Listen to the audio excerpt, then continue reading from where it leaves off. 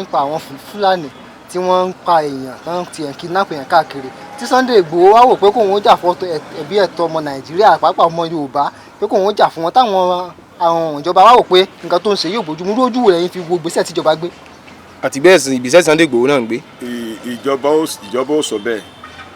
torí ìjọba ò fẹ́ kí ìlú ọ̀dà tẹ́lẹ̀ tí ìjọba fẹ́ kí ìlú ọ̀dà kẹ́nìkan náà òun fẹ́ gbìyànjú lórí ètò ààbò níbọ̀dì kan so kákíńtàn káyìn ni ọkùnrin ní í ṣe o ọkùnrin gidi tó dáńtọ́ ni ọ̀gbẹ́ni Sunday Igboho ṣe é rí yín tí ìjọba òfin lè fààyè gbá ni pé kúlẹ̀kúlẹ̀ àṣírí Boko Haram wọ́n jọ yé gọ́fìmẹ̀ntì during the time of General Sani Abacha ó sọ̀rọ̀ kan tí mo máa ń mú lọ ó ní pé insurgency ó ní wọn ò lè last for 24 hours o tí ì bá yẹ pé gọ́fìmẹ̀ntì bá lọ́wọ́ nù rẹ̀ kan tí ò tó nǹkan yóò máa dà ìjọba láàmú Boko Haram who are them tí ẹ pé ìjọba gangan fààyè gbà wọn like sọ pé wọ́n ń rìsá fún wọn fún nǹkan kan tí wọ́n fẹ́ lù wọn fún tí wọ́n bá rìsá fún nǹkan kan tí wọ́n fẹ́ lù wọn fún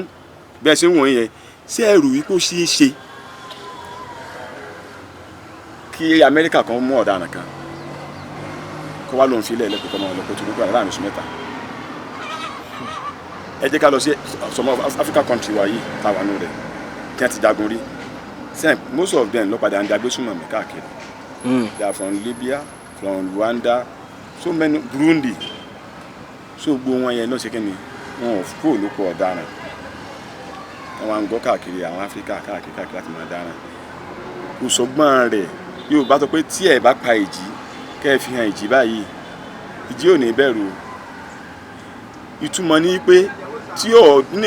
ẹ bá mólè nísìn kẹ́ ẹ mú kẹ́ ẹ ní rọ́bìrì ni ẹ mú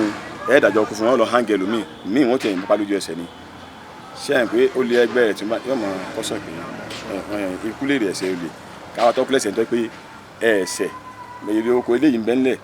ẹ̀ ká wọn lóko ẹ̀ pa wọn ẹ̀ jì wọn gbé ẹ̀ pa wọn tẹ́nìkan bá tó kó ń dìde àní nǹkan tí ń ṣẹlẹ̀ gangan òun fẹ́ kó pè ó dé bá ó yẹ kí gbogbo ọmọ ilẹ̀ Yorùbá kan ṣe kí ni agbákùtù lọ níbẹ̀ ni.